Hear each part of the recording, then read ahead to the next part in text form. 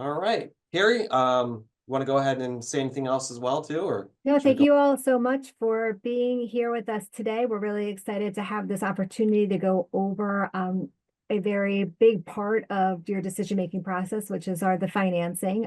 So hopefully we'll be able to answer a lot of your questions. If there's something that you think of after the fact, you can always reach out to me individually, but I appreciate you being here with us today. Thank you. All right. So do want to let you know that Elmhurst University, I believe it's been about 20 plus years that we've been offering graduate programs at Elmhurst University.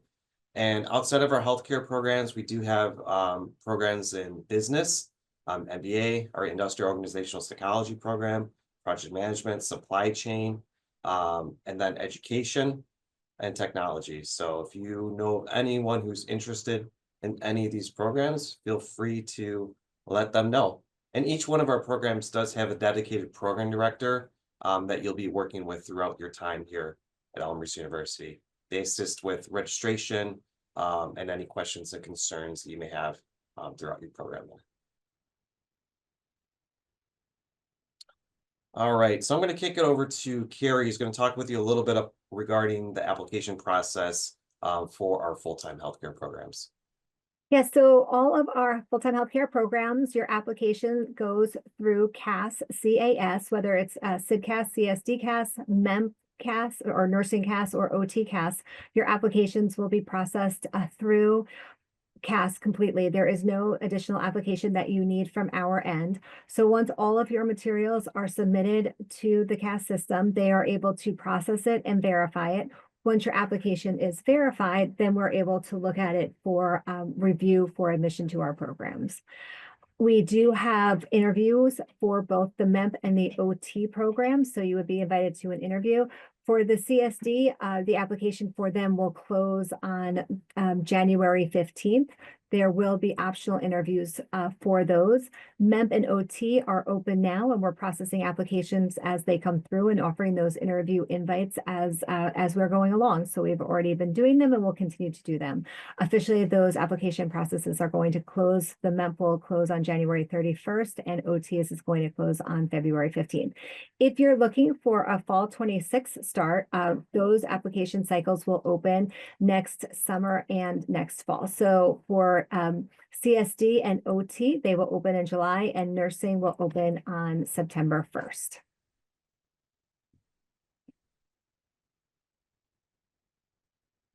Okay, so for completing your application, like we said, it has to go through the CAS application cycle. We don't require any additional application from you on our end. All official transcripts get requested to go from your school directly to CAS.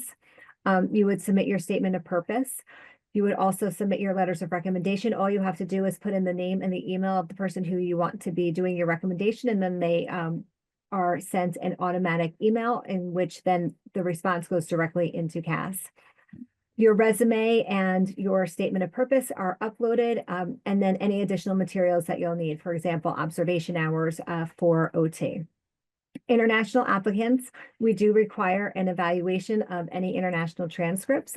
So, for example, if you had a West transcript, you would be sending that transcript evaluation directly to CAS as well. And we do need all colleges that you have attended, even if you took one class there in a summer, every single transcript that you've taken post any transcript from your undergrad or postgrad, you would need to be submitted. So even if you've got a grad degree already, you would need to submit those transcripts as well. Okay. I think we have one question that came up regarding rolling admissions there. Yes, well, so if you are looking at nursing and occupational therapy, they are technically rolling, yes. So as the applications are processed, we are reviewing them and offering those interview invites and offering admission to those programs. CIDCAS is not the same. So CSD, the application closes on January 15th, and all applications will be reviewed simultaneously. Thank you for that, Carrie. All right, so after you go through the admission process and you are admitted into the program, there's a couple steps that you will follow. So the first one would be a tuition deposit. So you'll receive, if you're admitted into the program, you'll receive an admission letter. And then you would need to complete a $500 deposit to secure your spot in the program. We ask for you to complete that deposit fairly quickly after you receive your admission notice there, just so we can have everything all set up and ready to go. And do know that the deposit actually does go toward your tuition. So it's not like a separate fee or anything like that. It will actually go toward your tuition when your tuition is charged to you. And then after we have that deposit, you'll be cleared for registration, but that doesn't mean that you're going to be able to register like right away after you deposit. We have to wait until registration opens up for that next term. So in fall, for like fall of 25, that doesn't open up until around April or so. But we'll have a bunch of emails and things like that to kind of have everyone kind of stitched in and ready to go. But just be aware that around April is when you'll be receiving that information then. And let me just jump in here for 1 second, Bill. Regarding the $500 deposit, that does secure your placement in that cohort. Now, for the OT and MEMP programs, we give you that 2-week window where we're going to hold your spot and we're going to guarantee your spot in the cohort. After the 2-week window, we no longer guarantee your spot if you haven't made a deposit. If you make the deposit, then you're locked in. But if you haven't made that deposit in 2 weeks, you are still an admitted student, but your admission will then be based on space availability in the cohort. CSD is a little different. Once those application cycle closes, you'll get your admission decisions in the beginning of February. We ask that you make your $500 deposit by March 28th. If you make it before March 28th, we will guarantee you a spot in that cohort. After March 28th, it will be based again on space availability in the cohort. So a little different for the CSD students versus the OT and the MEMP students. Excellent. Thank you, Carrie. And then regarding the financial aid, so this is a little bit different than what it says on step 3 here. You actually can review your financial aid prior to you being registered. So, and I'll talk a little bit more about this, but your financial aid, to apply for it, you can actually start doing that now as of December 1st that open up there. And then you'll receive a financial aid award letter. Typically, I want to say we're going to try and get those out like February, late January there, maybe a little bit later than that. But know that you're going to get those prior to being registered for your classes there.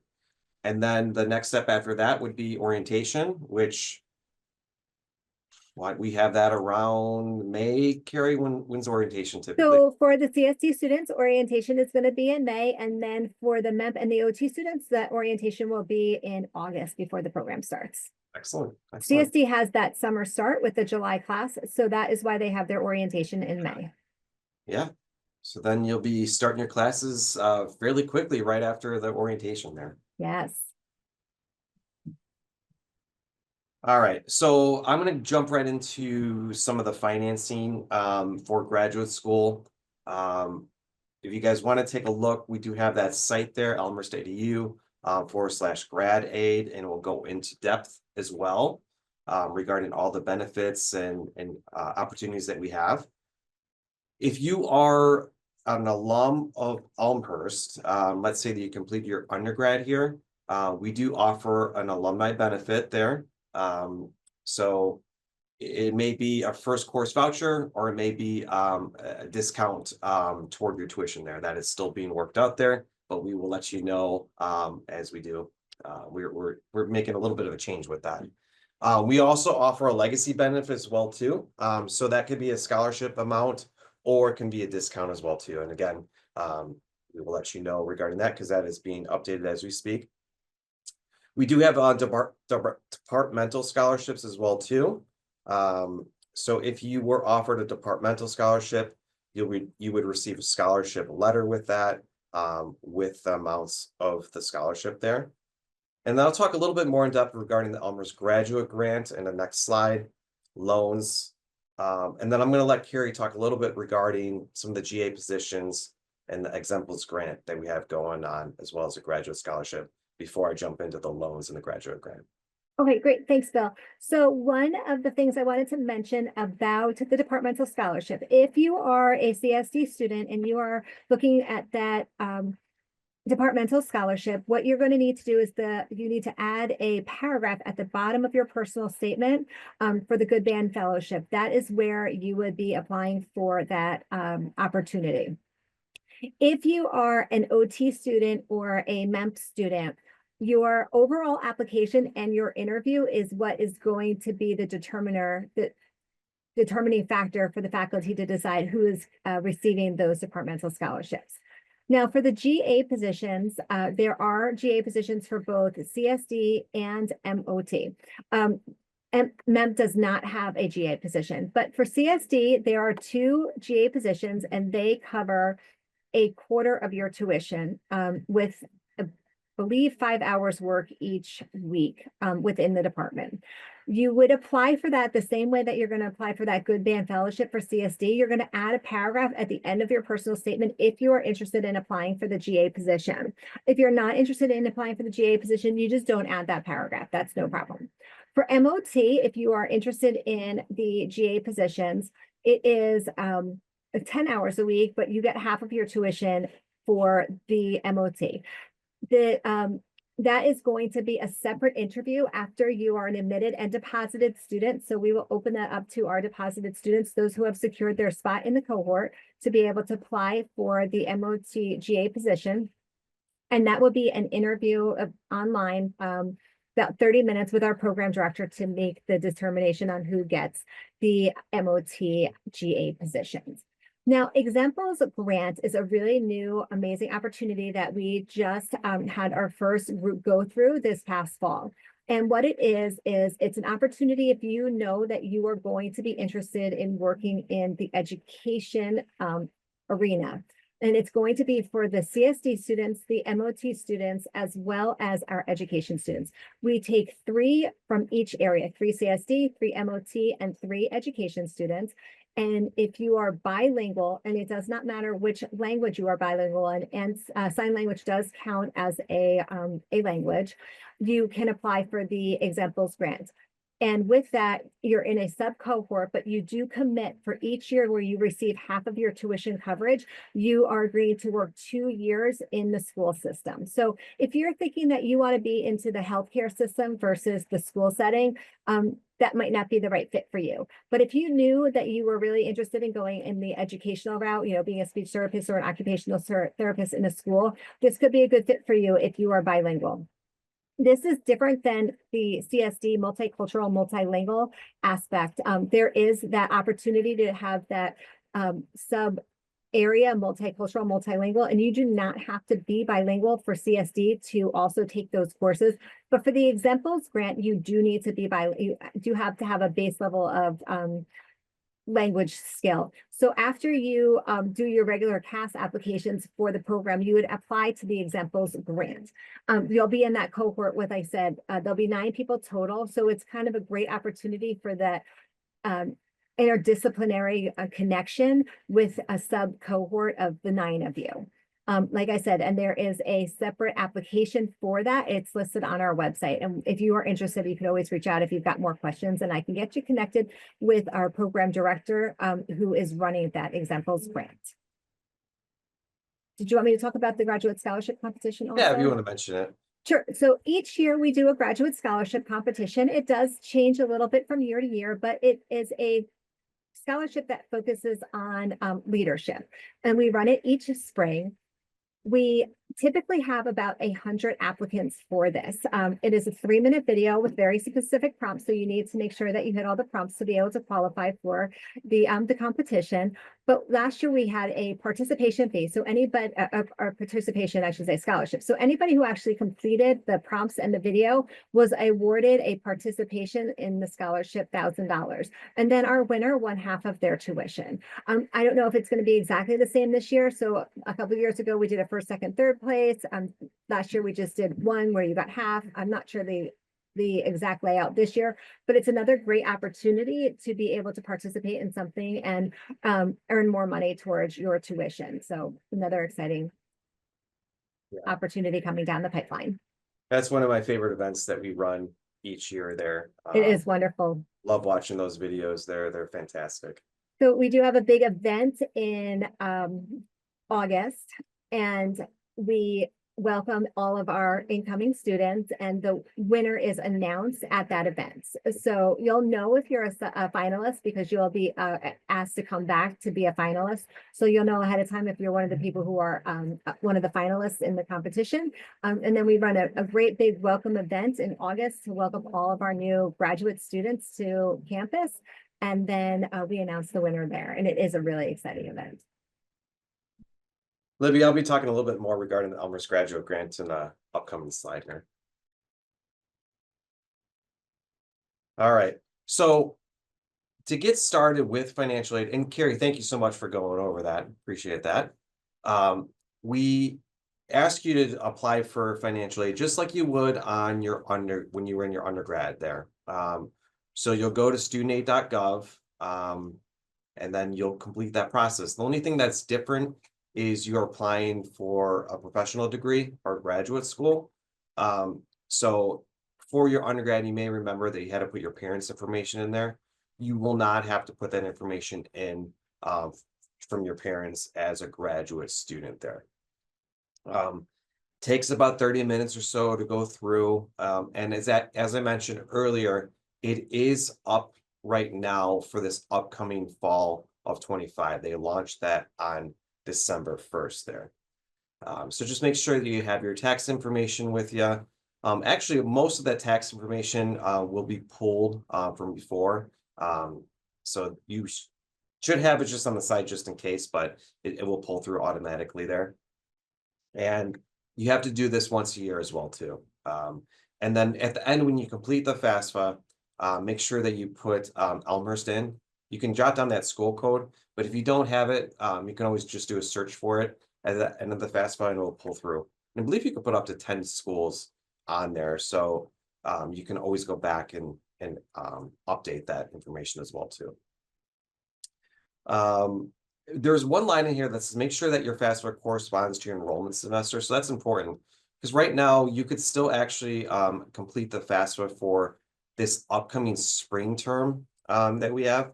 So make sure that you're filling it out for the fall 25 term there. So that is important to mention. We also have our tuition online as well too, elmhurst.edu/grad tuition. Regarding our full-time healthcare programs, the cost for the CSD program for this upcoming fall for the 2 years of the program is $70,000. And we bill that on a per semester basis. So you would be billed pretty much like a quarter of it in that your first fall semester, a quarter of it in your second semester spring, and then so on for that second year there. There is a not called a technology fee anymore, student fee that's charged for $300 for the fall and spring terms. Now, many of these programs that you are doing, CSD, OT, MEMP, you may have courses in the summer, but you are not charged any additional tuition for the summer term, nor are you charged an additional student fee. That is included in your fall and spring tuition amounts there. So keep that in mind. It's what we call comprehensive tuition. Our occupational therapy, same thing, 2-year full-time program. The amount for that one is $69,000, and then our nursing master's entry program is $65,000 for incoming students this fall. All right, so let's talk a little bit about grants. One question that I always get asked is there grants for graduate students? And the answer is yes and no. Yes, there's grants here at Elmhurst that we offer, but there's no federal or state grants.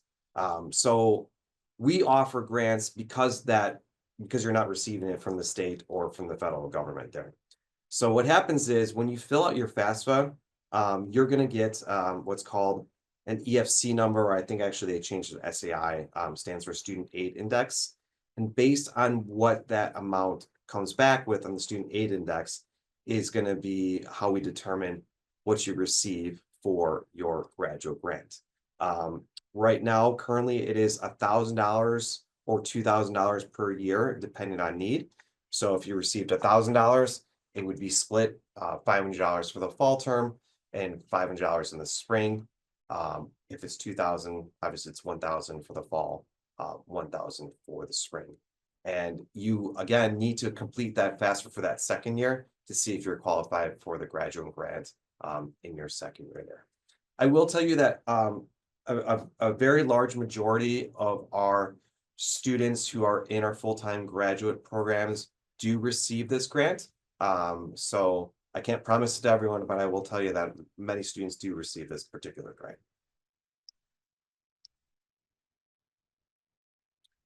The next type of option that you'll see for financing graduate school, and actually this is going to be the majority of how you're going to finance it, is our graduate student loans. So those are from the government. They're direct unsubsidized loans. So when you fill out the FAFSA, you will get this regardless. It doesn't matter how much you make, any of that. As far as a graduate school goes, graduate student, you're going to get this particular loan. The max loan that you can get for this loan is $20,500. Where it says maybe less depending on your program, it's not going to apply in the full-time CAS programs. All students in the full-time healthcare CAS programs will receive the $20,500. And we award it in 2 increments. So you'll get $10,250 in the fall and then $10,250 in the spring. There is a small origination fee that goes on that. So the $10,250 may not see that fully post in that amount. It might be $10,150 because they take about a 1% origination fee for that. Yeah, it's $20,500 per year. So when you apply for your FAFSA for the second year, you'd be eligible for an additional $20,500 in your second year. These particular loans are what are called unsubsidized, and that means that the interest accrues while you are enrolled in school. So although you don't have to make any payments on the loans, do know that interest is accruing on those loans there. And right now, for students who started this fall, so back in September of this year, those students are currently getting charged a rate of 8.08% for the loan that they took out. However, that interest rate changes every July. So when you guys go ahead and start this next fall, your interest rate is going to be different than this amount. And then same thing for those students who started this current year, they're going to have a different interest rate in their second year on those loans that they're taking out for their second year of school there. One other thing too, you don't have to worry about a credit check. That is not required for this particular loan. You do though need to be in good standing with any loans you've taken out for your undergrad. So if you were out of school for a little bit, you need to make sure that you were making payments on those loans. Many of our full-time healthcare students though go directly from their undergrad into the graduate program. So they're already in that deferral status of 6 months. So it really shouldn't be an issue. But just know that if you're out for a little bit, make sure that you are on time with those payments there. In addition to completing the FAFSA, there's a couple additional steps as well too. You will have to complete what's called a master promissory note, and you'll do that through the same place you filed the FAFSA, studentaid.gov. And then they'll also have you go through entrance counseling as well too, just so you understand the interest rate on the loans, the different types of payments that you can do when you're having to pay back the loans. And then the third step that's not in here is you'll have to accept the loans on our student portal, my.elmhurst.edu, once those post to your account there. And you can actually, when you go and accept those loans, there's a link to go back for the master promissory note and loan entrance counseling at studentaid.gov. So we try to put it all in one place there. All right, Megan, we can move on to that second slide.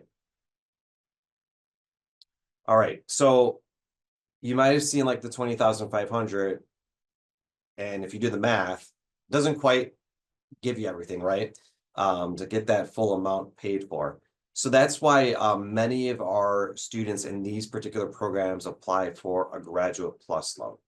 So this loan allows you to borrow above and beyond the 20,500 up to what's called the cost of attendance. So you can actually apply for a loan not only to cover the tuition that's not covered by that first loan there, but additional funds to help for any living expenses as well can be covered by this Graduate Plus loan. Two things to note with this loan, though, is one, the interest rate is always going to be a percentage point higher. So for students who started this year is 9.08, and again, that does change every July, just like that other loan there. And another thing that's important too is this loan is credit based. So they will run credit when you apply for this loan. So you may have to have someone that you know possibly be a co-signer on that loan for you if you are not approved for the loan under your own credit history there. And you will also complete a separate master promissory note and loan entrance counseling as well. And then in addition, at our portal, my.elmhurst.edu, when it is applied, you'll have to accept it on there as well too. So that's the loan, you know, to get to that additional amount if you want to fully finance your program here. Yeah, the Grad Plus is also offered from the government there. So I should mention that the Grad Plus loan is not the only option that you have to finance yourself above and beyond that 20,500. You can also look into private loans as well too, or I know some of you probably heard about Sallie Mae. That's a big company out there. And you could find more information on our website if you go to Elmhurst.edu and go to financial aid. There's actually a link on there for some additional lenders out there that you can take a look with as well. In addition to our loans and grants, we also offer a payment plan. Sometimes I meet students who just want to take out the 20,500 loan and they don't want to apply for an additional plus loan and pay the additional interest rate. So we do offer a payment plan. And as I mentioned, we do charge tuition on a semester basis. So you can take that tuition that was charged for the fall semester and whatever wasn't covered by that loan that you've taken out, you can break that up into 5 monthly installments there, which is a nice option to have.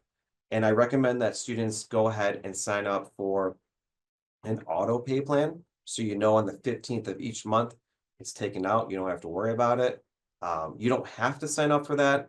But if you don't and you're late for your payment, you may have to pay a late fee there. So I always recommend go ahead and sign up for the auto plan. Another thing I recommend too is if you can pay via ACH. So if you take your checkbook out, there's those numbers on the bottom there. You have your routing number, your account number. If you put that in the system there, you can avoid a processing fee.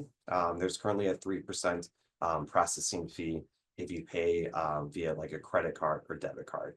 So I always recommend set it up an automatic ACH payment there. We have a few students who also work for a company that may offer tuition reimbursement. If you do work for a company that offers tuition reimbursement, you can reach out to me or Student Financial Services, and we just need a letter from your employer that states you're eligible for tuition reimbursement, and then we can go ahead and get you enrolled in that program. What's nice about this one is it actually allows you to defer your tuition in full until 6 weeks after the end of the semester that you're using tuition reimbursement from your employer. There is an additional fee of $25 for this, and that's just because we were deferring the tuition out for you for 6 weeks then. All right, we can move on, Megan. All right, so I wanted to go over just kind of a brief little financial aid example here for Victor E. Blue Jay, who's apparently getting ready to party down his program. He's going to be doing the CSD program there, and we're going to take a look at like the cost for his fall term. So his fall term is going to have a cost an estimated cost of $70,730 before any type of financial aid there. So let's look at the second screen here. And he received his financial aid award package. And when he filed the FAFSA, we determined that he was eligible for the graduate grant. So he's getting $1,000 for the fall term. He's also going to take out the full amount of his loan, the $10,250. Again, mentioned like it's going to be a little bit less than that when it posts to his account, but we're estimating the $10,250. And then for his Grad Plus loan, he only wants to take out just what he needs to cover his tuition that's not covered by the first loan there. So he's going to take out $6,480. So his total aid is $17,730 for the fall, and his total tuition was $17,730. So in his case, he doesn't have any need to make any payments on his account because his financial aid is covering his cost for the fall semester in full. We can move on there. And that's it. We're going to open it right now for some questions that may have come up as we've gone through it. And we'll stick around here. And you guys are open to chat with us just openly. You can use the chat function, but either way is good for us.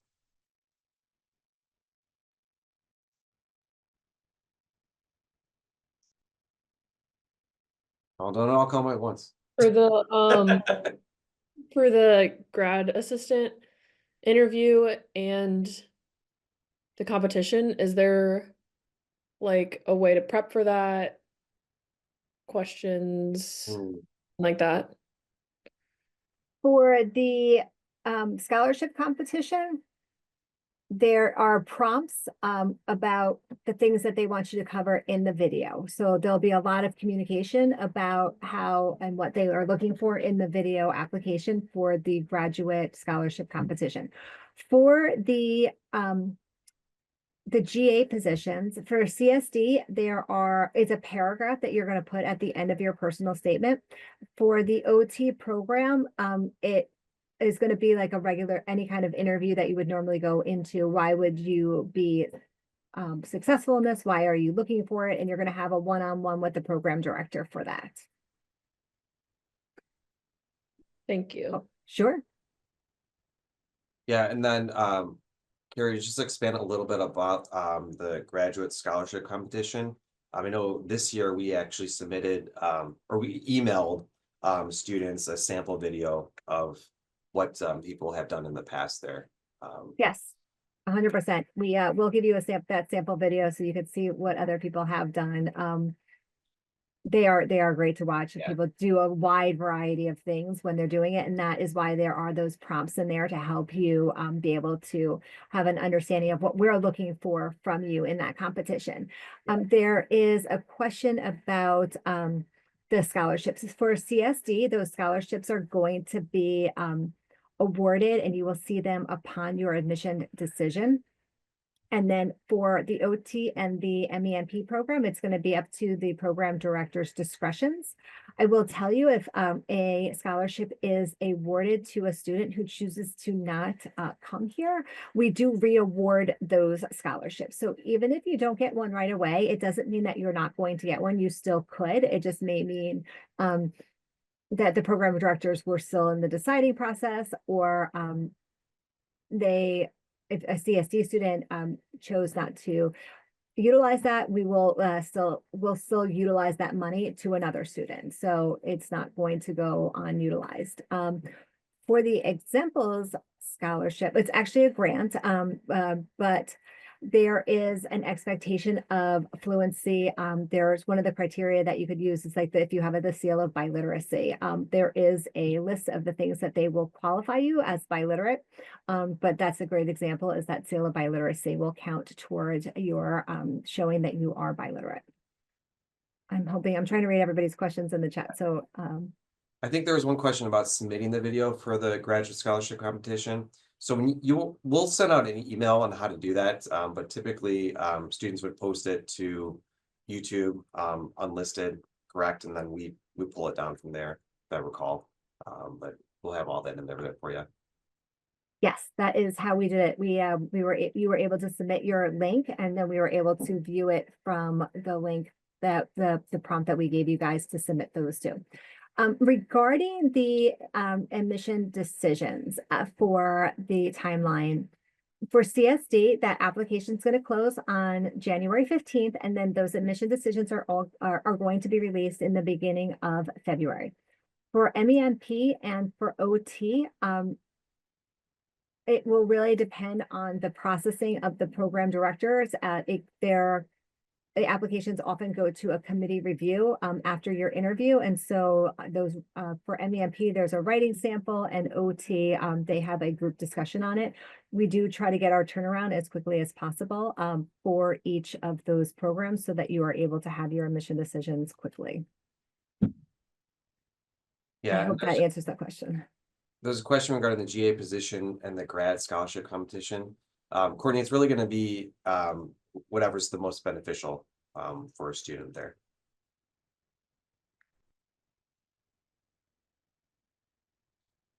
Examples grant is going to be after admission decision there, correct, Carrie?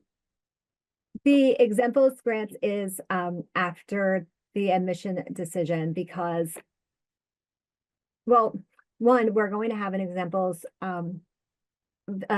Zoom session on December 18th.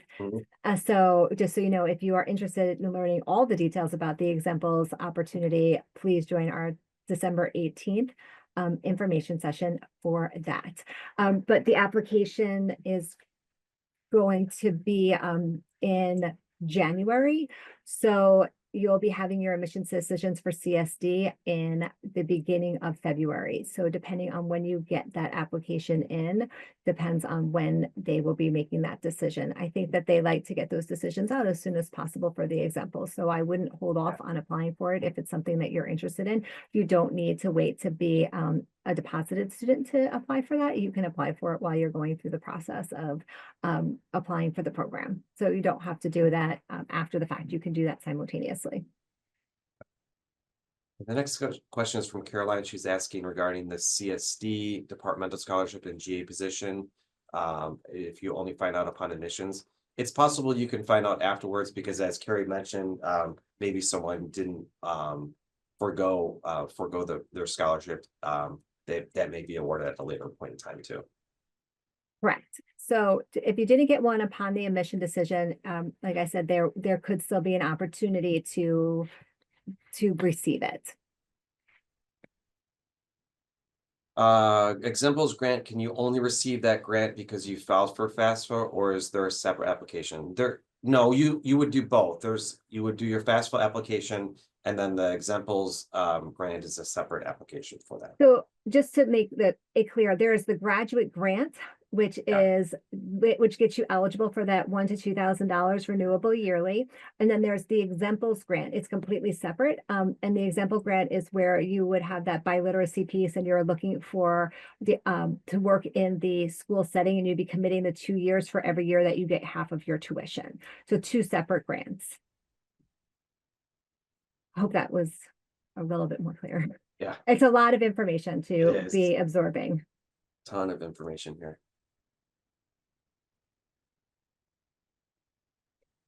Is there anybody else that has a question? Shoot them on out. Question regarding the MEMP program, and then kind of what to look for in the statement of purpose, or what to put in the statement of purpose there. Okay, so there is a prompt for the MEMP program's statement of purpose, and it is going to talk about why you're looking to be a nurse, what you're looking to get out of it, you know, your plan for nursing. And so I would follow the prompt. They say 1,000 words for the prompt, but those are like a loose 1,000 words. So a little bit more, a little bit less. I don't want you spending time counting words. It should be more about what the message is that you're trying to get across. I will remind everybody though, when you're applying for the MEMP program, it's not just about being a nurse. You're going into a master's program. So you're not only going to be a registered nurse, but you're also going to have an MSN, which is your Master of Science in Nursing, as compared to if you had gone to an ABSN program and you had gotten your BSN in nursing. So you want to be touching base on some of those leadership qualities, because you're your specialization and the master side is going to be as a clinical nurse leader, which gives you the opportunity to be that expert at bedside. So don't just hit about what your goals are as a nurse, but also about a nurse leader, because you are in that master's program. So that would just be my personal tip to anybody who's writing their MEMP statements, because it's not just a nursing program, it's a master's program and a leadership program.